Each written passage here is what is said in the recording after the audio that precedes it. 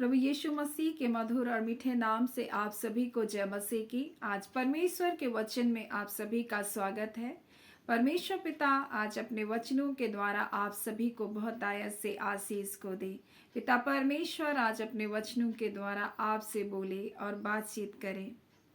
हम आज परमेश्वर के वचन से जिस बात को सीखेंगे वो है अधूरे सुधार से विपत्ति, और उसमें 7 बुरी आत्माओं के बारे में सीखेंगे जो निश्चय करके आपके जीवन को बहुत सी बुराइयों से और बहुत सारी ऐसी बातों से जो आपके जीवन में उलझनों को लेकर आ रहा है उससे आपको आज़ादी मिल सके। मेरे प्रियो, कई बार हमारे अंदर अगर परख की आत्मा ना हो तो हम बहुत सारी बातों को नहीं समझ सकते, और मसीह जीवन में ये तो एक उलझन को भी पैदा करता है। आज हम परमेश्वर के वचन से सीखेंगे 7 बुरी आत्माओं के बारे में। और यहाँ जब परमेश्वर का वचन हमें लूका उसका 11 अध्याय उसके 24 से आगे पढ़ेंगे तो यहाँ इस प्रकार से लिखा है, जब अशुद्ध आत्मा मनुष्य से निकल जाती है तो सूखी जगहों में विश्राम ढूंढती फिरती है, और जब नहीं पाती तो कहती मैं अपने उसी घर में जहाँ से निकली लौट जाऊंगी, और आकर उसे झाड़ा बुहारा सजा सजाया पाती है। तब वह जाकर अपने से 7 बुरी आत्माएं कुल अपने साथ लेकर आती है और उसमें बैठ करके वास करती है, और उस मनुष्य की पिछली दशा पहले से भी क्या हो जाती है, बुरी हो जाती है। और यहाँ पर एक ऐसे मनुष्य के बारे में है जिसने उद्धार को पाया, पापों की क्षमा तो प्राप्त कर ली मेरे प्रियो, और ये मसीह में अपने जीवन को प्रारंभ भी कर लिया, लेकिन इसका जीवन अब भी सूना है क्योंकि इसके हृदय में अब भी वचन नहीं है। इसके जीवन में अब भी ये पवित्र आत्मा के चलाए नहीं चल रहा है, अब भी ये आराधना नहीं है, क्योंकि बहुत बार हम मसीह में आ तो जाते हैं और हम सोचते हैं बस हमारा काम खत्म हो गया, हम चर्च जा रहे हैं आ रहे हैं, लेकिन मसीह के साथ हमारा कोई संबंध नहीं, वचन के साथ हमारा कोई सरोकार नहीं। एक ऐसा जीवन अधूरे सुधार का जीवन है। उसके जीवन में कोई परिवर्तन नहीं, उसके स्वभाव में कोई परिवर्तन नहीं, क्योंकि वो वचन के अनुसार अपने जीवन को नहीं चल रहा है। मेरे प्रियो, हमें वचन को केवल सुनने वाला नहीं परंतु वचन के अनुसार हमें उससे चलने वाला जीवन होना चाहिए। और इसलिए तो परमेश्वर का वचन कहता है हमें सिर्फ वचन को सुनने वाला नहीं परंतु वचन को पढ़ने वाला और उसके अनुसार चलने वाला होना चाहिए, जो हमको मिलता है प्रकाशित वाक्य 1 अध्याय में। जब आप पढ़ेंगे तो यहाँ इस प्रकार से लिखा हुआ है, धन्य है वे जो इन भविष्यवाणी के वचनों को पढ़ता है और जो सुनते हैं और उसमें लिखी हुई बातों को मानते हैं, और क्योंकि समय निकट है। यानी कि हमको वचन को पढ़ना भी है, हमको सुनना भी है और उसके अनुसार हमको चलना है। परंतु कई बार हम मसीह में आ जाते हैं, हमने बपतिस्मा ले लिया, हम प्रभु बोझ कार्य, बस हमारा इतना ही काम है, लेकिन हम कभी भी मसीह के साथ नहीं चल रहे, मसीह का स्वभाव हमारे जीवन में नहीं है। तो परमेश्वर का वचन कहता है ऐसा जीवन क्या है, अधूरे सुधार का जीवन है। साफ सुथरा तो है लेकिन खाली है, और खाली घर में कौन आएगी, 7 बुरी, अपने से बुरी 7 दुष्ट आत्माओं को, अपने से बुरी, यानी कि पहले जो दशा पापों में जीवन था वो तो पापों से छूट गए, लेकिन अब उसके जीवन में वो 7 बुरी आत्माएं आएंगी। ये बुरी आत्माएं और दुष्ट आत्माएं अलग है मेरे प्रियो। और जब एक आदमी में बुरी आत्माएं होती है वो बाहर से पता नहीं चलता, वो तो अच्छा खासा दिखाई देता है, चलता फिरता है, उसकी बातों से उसके व्यवहारों से ऐसा नहीं लगेगा कि उसमें बुरी आत्माएं हैं, क्योंकि दुष्ट आत्माएं हरकतें करती है, दुष्ट आत्माएं बताती है कि आपके अंदर दुष्ट आत्मा है, वो नाना प्रकार के अपने एक्शन के द्वारा बताती है।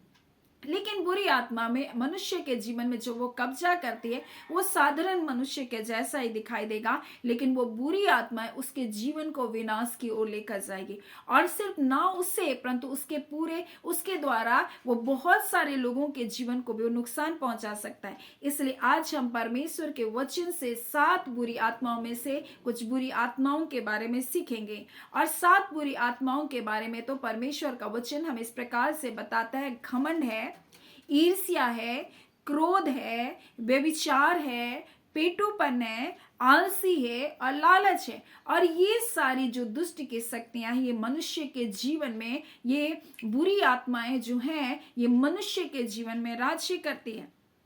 बुरी आत्माएं मनुष्य के जीवन में राज्य करती है और ये मनुष्य के जीवन को विनाश की ओर लेकर जाती है, क्योंकि अधूरा सुधार वाला व्यक्ति है। इसने प्रभु को स्वीकार तो किया, लेकिन अधूरी शिक्षा, अधूरा ज्ञान इसके जीवन में है। और ये तो लोगों के लिए भी खतरनाक है मेरे प्रियो, क्योंकि ये मसीह के क्रूस के ऊपर ना विश्वास करके अपनी इच्छा के अनुसार जीवन को जी रहा, अपने स्वार्थ के अनुसार जीवन को जी रहा है। और इसमें एक है जो परमेश्वर का वचन हमें भली भांति बताता है, पेटूपन मेरे प्रियो। और इसमें एक है पेटूपन, बहुत अधिक खाने वाला। और परमेश्वर का वचन कहता बहुत अधिक खाने वालों में से तू ना होना। मेरे प्रियो, परमेश्वर का वचन कहता अगर राजा के सामने तू या प्रधान के सामने तू भोजन करने बैठे तो थोड़ा खाकर उठना। ये पेटूपन के बारे में परमेश्वर का वचन हमें बड़ी स्पष्टता से बताता है। आज जिस संसार में हम जी रहे हैं, भूख भले कम हो, भूख ना भी लगा हो, लेकिन लोग तरह तरह के व्यंजन को बनाकर खा रहे हैं। क्यों? ये पेटूपन है, वो लालसा है, वो अभिलाषा है मेरे प्रियो। और जब हम देखेंगे हवा के जीवन में तो ये पाप आया। क्या हवा को भूख लगी थी?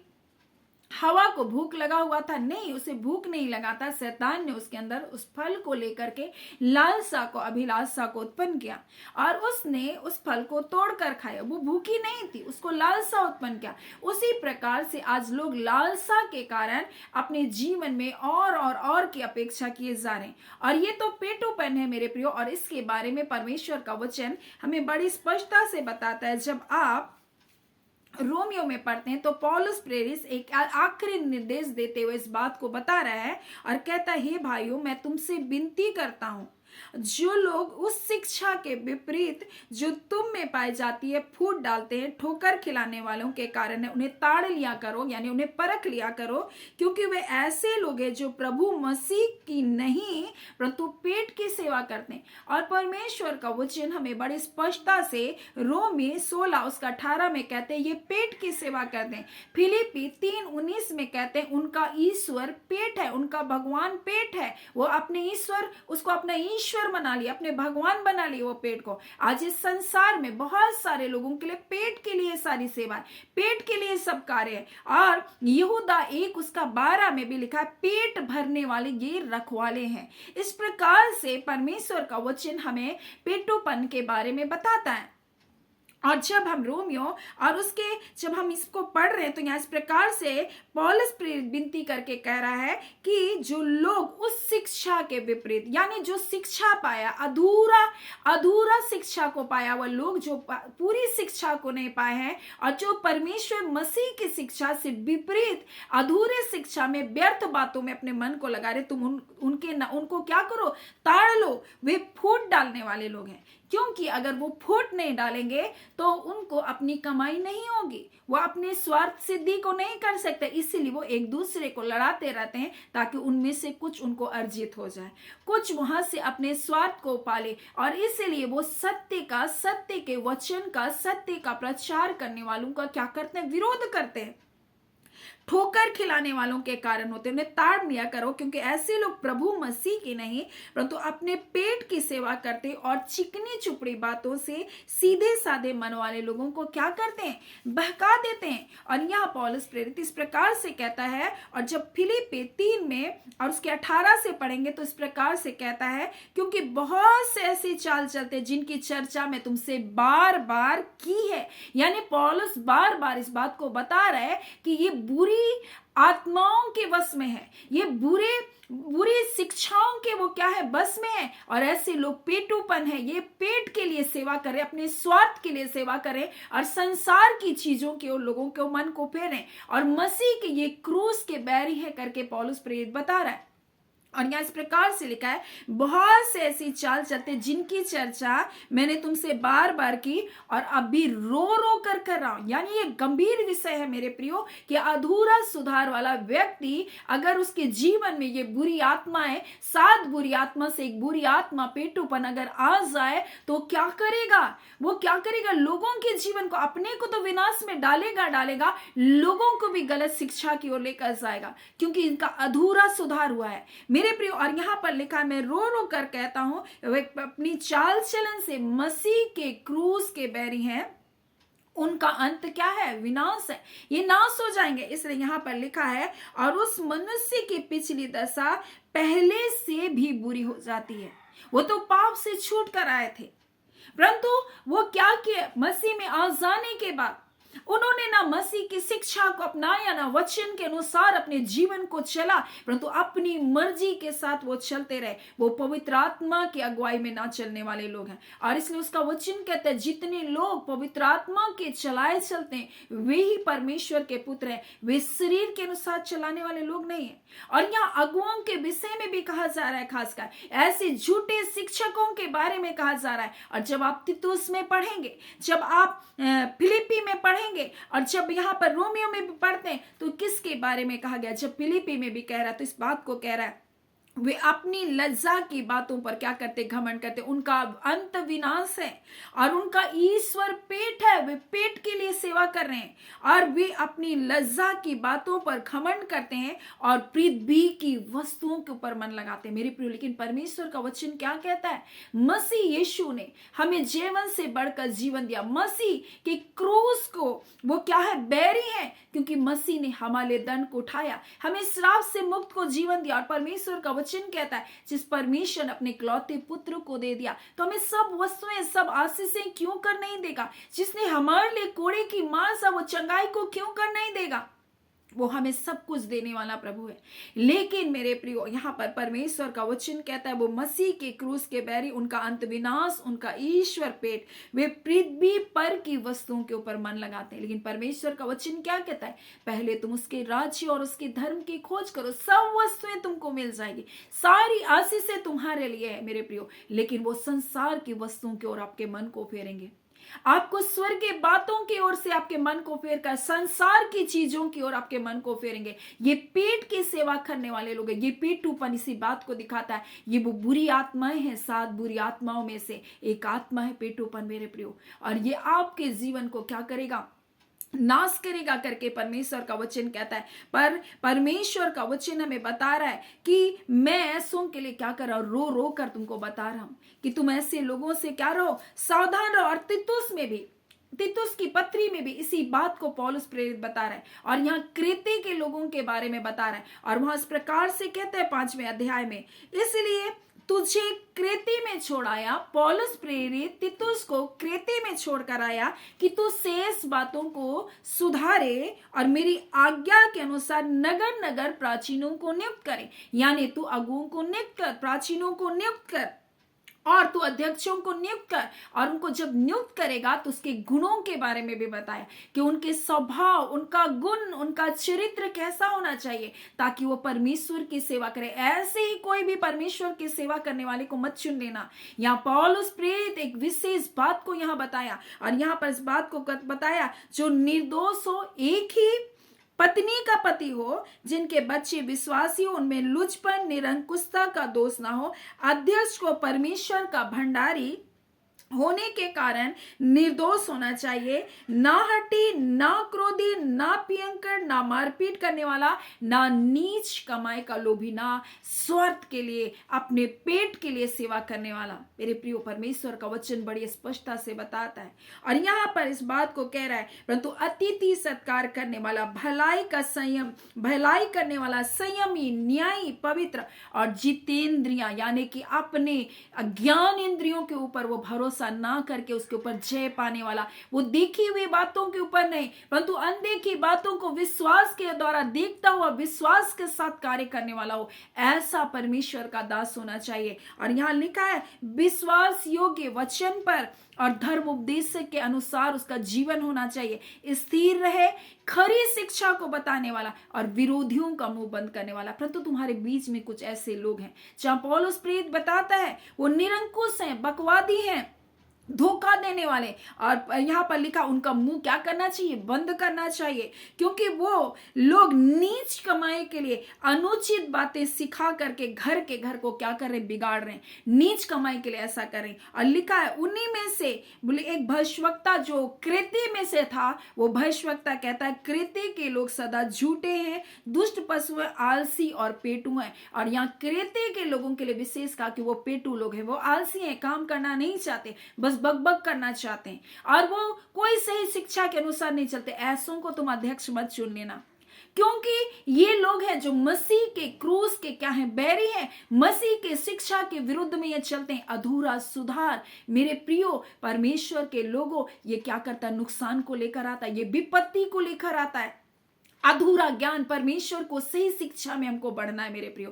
परमेश्वर के मसीह के क्रूस को छोड़ करके और कोई भी बात का मैं प्रचार नहीं करूंगा, पौलुस प्रेरित कहता है। मेरे प्रियो आज ये संसार के लोग भाग रहे हैं, संसार की चीजों के लिए शिक्षा दी जा रही है, परंतु मेरे प्रियो यीशु मसीह ने आपके लिए संसार में आया। जब वो आया आपको पाप से आजादी का जीवन को दिया, आपको पवित्र जीवन चलना है, आपको पवित्र जीवन किसी चाल चलना है। लोभ, लालच, भाव, ईर्ष्या, धोखा, किसी के साथ बुरी बातों को करना, ये क्या कर रहा है, लोगों को भरमा रहा है, लोगों के जीवन में कार्य कर रहा है। वो आपकी प्रेम सभाओं में होंगे। परमेश्वर का वचन कहता है, जब आप यहूदा को पढ़ेंगे और यहूदा की पत्री में भी इसी बात को लिखा है कि ये बिलाम के समान भ्रष्ट है मजदूरी के लिए, और लिखा है कोरा के समान क्या कर रहे हैं, विरोध करे। कोरा कौन था, मेरे प्रिय आराधक था, और ये मूसा और हारून का विरोध कर रहा था, क्योंकि वो अगुआ बना, क्योंकि इनको बड़ा बनना था, ताकि इनको अपने स्वार्थ की सिद्धि करनी थी,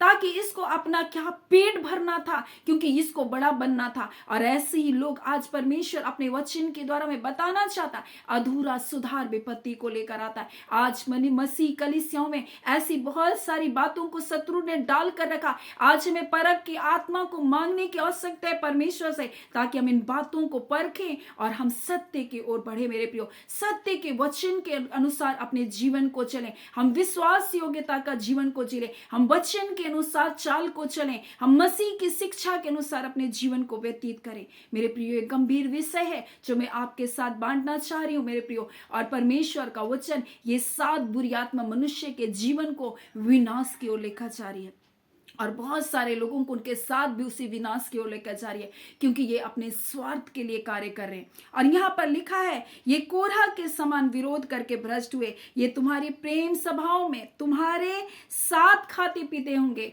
हमें परखने की आवश्यकता है। समुद्र में छिपी हुई चट्टान के सरीखे बेधड़क अपना पेट भरने वाले लोग हैं। ये अपना पेट भरने वाले लोग हैं। ये निर्जल बादल जिसे हवा उड़ा ले जाती है, पतझड़ के निष्फल पेड़ हैं, जो 2 बार मर चुके हैं और जड़ से उखाड़े गए। 2 बार कैसे मर गए मेरे प्रियो? जब मनुष्य जन्म लेता है, एक बार शरीर से जन्मता है, एक बार आत्मा से जन्मता है, और ये एक अधूरा विश्वासी वो आत्मा से जन्म लेता है, परंतु वो क्या है, आत्मा में मर जाता है। वो आत्मा में मर जाता है, आत्मा के चलाए नहीं चलता। और मेरे प्रियो, ये घर खाली है, सुनसान है। मेरे प्रियो, साफ सुथरा तो हो गया, लेकिन कोई नियंत्रण नहीं उसके घर में, कोई पवित्र आत्मा का नियंत्रण नहीं। हमें पवित्र आत्मा के चलाए चलना है मेरे प्रियो। ऐसा घर में 7 बुरी आत्माएं आकर के क्या करेगी, उसके दशा को और बिगाड़ देगी। और लिखा है, ये क्या है, निष्फल पेड़ है, इसमें कोई फल नहीं है। ये पतझड़ के निष्फल पेड़ हैं जो 2 बार मर चुके हैं, वो अनंत विनाश में भी क्या है, नाश किए जा रहे हैं। ऐसा जीवन है। वो पृथ्वी में चलते फिरते दिखाई देंगे, लेकिन वो आत्मिक रूप से मरे हुए होंगे। परमेश्वर का वचन हमें स्पष्टता से बताता है। सो आज परमेश्वर पिता हमें बताना चाहता है, आज हमें परख की आत्मा की जरूरत है, ताकि हम जान सके कि ये पेटूपन आज मनुष्य के जीवन में कैसे राज्य कर रहा है। मेरे प्रियो, आज मसीह लोगों के जीवन में ये पेटूपन कैसे राज्य कर रहा है, उनके जीवन को क्या कर रहा है, नाश कर रहा है। वो पेट की सेवा कर रहे हैं। परमेश्वर का वचन कहता है, उनका ईश्वर क्या है, पेट है। वो पेट भरने वाले रखवाले हैं। और इसलिए परमेश्वर आज अपने वचन के द्वारा हमें बताना चाहता है, जो आपको सही शिक्षा की ओर नहीं लेकर जाता, जो आपके जीवन को भटका देगा, और ऐसा मनुष्य जो अपने स्वार्थ सिद्धि के लिए जीवन को जी रहा, अपने शरीर के लिए जीवन को जी रहा है, वो अपने जीवन को तो नाश करेगा, औरों के जीवन को भी नाश कर सकता है। सो परमेश्वर पिता अपने वचन के द्वारा हम सभी के जीवन को बहुत आयत से आशीष को दे, और परमेश्वर हमें परख की आत्मा को दे, ताकि हम सच्चाई में परमेश्वर के वचन की सत्यता में हम चल सके। सो परमेश्वर पिता आप सबको आशीष को दे। आइए हम प्रार्थना करें। धन्यवाद देते हैं जीवते सच्चे सामर्थ्य पिता परमेश्वर, हम प्रभु यीशु मसीह के मधुर और मीठे नाम से पिता आपके निकटता में आते हैं। खुदा हम आपका धन्यवाद करते पिता परमेश्वर कि आपने परमेश्वर अपने ऐसे प्रिय दास दासियों को चुना है प्रभु, जो सत्य के द्वारा प्रभु आपके वचनों को प्रचार करें। हाँ पिता, खराई के साथ आपके लोगों को परमेश्वर आपके मार्ग में चलने के लिए सिखाते हैं। ऐसे एक दास और दासी को ब्लेस करते खुदा परमेश्वर, आपके प्रेम में, आपके जाए, आपकी सामर्थ में बढ़ते जाए खुदान परमेश्वर। और पिता कलीसियाओं को, आपके लोगों को हर प्रकार की झूठी शिक्षा से प्रभु जी, हर प्रकार की व्यर्थ बातों से कलीसिया को बचा कर रख, जो पिता फूट डालने वाले प्रभु, एक दूसरे से लड़वाने वाले, ताकि अपने स्वार्थ की सिद्धि को कर सके। ऐ खुदान हर प्रकार के अधूरे, हाँ पिता परमेश्वर प्रभु जी, हाँ पिता अधूरे सुधार से अपने लोगों को बचा रख। वो ये ना सोचे कि हम मसीह परिवार में जन्मे, वो ये ना सोचे परमेश्वर पिता कि हमने प्रभु को ग्रहण कर लिया बस काफी है, परंतु वचन में बढ़ते जाए, संगति में बढ़ते जाए, आराधना में बढ़ते जाए, और दिनों दिन अंश अंश करके उनका स्वभाव बदलता जाए, उनका जीवन बदलता जाए। ऐ खुदान परमेश्वर, ऐसा अनुग्रह प्रदान करने के लिए आपका धन्यवाद। प्यारे पिता, हम इस घड़ी प्रार्थना करते जितने बीमार हैं यीशु के नाम से चंगे किए जाए, क्योंकि आपके वचन में लिखा है परमेश्वर, आपके कोड़े खाने से तुम चंगे किए गए। आज यीशु के नाम से ये चंगे किए जा रहे हैं, आपका धन्यवाद। हर प्रकार के दर्द और पीड़ा, हर प्रकार की गांठें यीशु के नाम से जाती रहे इसी घड़ी, हर प्रकार के बंधन टूटे यीशु के नाम से। खुदा ने एक एक छोटे बच्चे जो ज्वार से तप रहे यीशु के नाम से चंगाई को प्राप्त कर रहे हैं पिता, आपका धन्यवाद। एक एक जनों को आप स्पर्श करें, जवान बेटे बेटियां परमेश्वर आशीषित होते चले जाए, बढ़ते चले जाए, और प्रभु आपकी बड़ी महिमा का वो कारण होने पाए। खुदान बुजुर्ग माता पिता को परमेश्वर उत्तम स्वास्थ्य और भला चंगा जीवन देकर अपने परिवार के लिए, अपने लोगों के लिए आशीष और उद्धार का कारण बनाते जाइए। खुदान परमेश्वर पिता, एक एक बुजुर्ग माता पिता को परमेश्वर हर प्रकार के दर्द और पीड़ा, हर प्रकार के शारीरिक दुर्बलताओं में परमेश्वर आप जय को दीजिए। प्यारे अबा परमेश्वर, हम आपके लोगों को आपके हाथों में सौंपते, एक सब्सक्राइबर परिवार को, एक एक परमेश्वर व्यूअर्स को हम ब्लेस करते खुदा। ओ पिता परमेश्वर, इन समय में जब बुरे समय में जीते परमेश्वर, जहां चारों प्रभु झूठ और भ्रम है पिता, ऐसे समय में वो सत्य वचन में प्रभु बढ़ते चले जाए खुदान परमेश्वर। और पिता आपका दया, आपका अनुग्रह, आपकी कुशलता, आपकी सुरक्षा उनके जीवन का भाग है पिता। इस बात को कभी ना भूलने पाए कि आप उनके संग और साथ है प्रभु जी, और आपने उनको सदा की आशीष दिया है, अत्यंत भलाई को आपने करने का वादा किया। और पिता आपके लोग आपके अत्यंत भलाई को प्राप्त करें, आपके अत्यंत परमेश्वर करुणा को प्रभु जी अपने जीवन में देखे पिता। हर बंधन, अंधकार के बंधन टूटे यीशु के नाम से, आपके लोग आजाद किए जाए। धन्यवाद देते हैं पिता, आपको सारी आदर महिमा देते हुए धन्यवाद के साथ प्रार्थना हम यीशु के नाम से मांगते हैं। दया सुने, अनुग्रह से ग्रहण कर लीजिएगा, आमीन। परमेश्वर पिता आप सभी को बहुत ऐसे आशीष को दें, आमीन।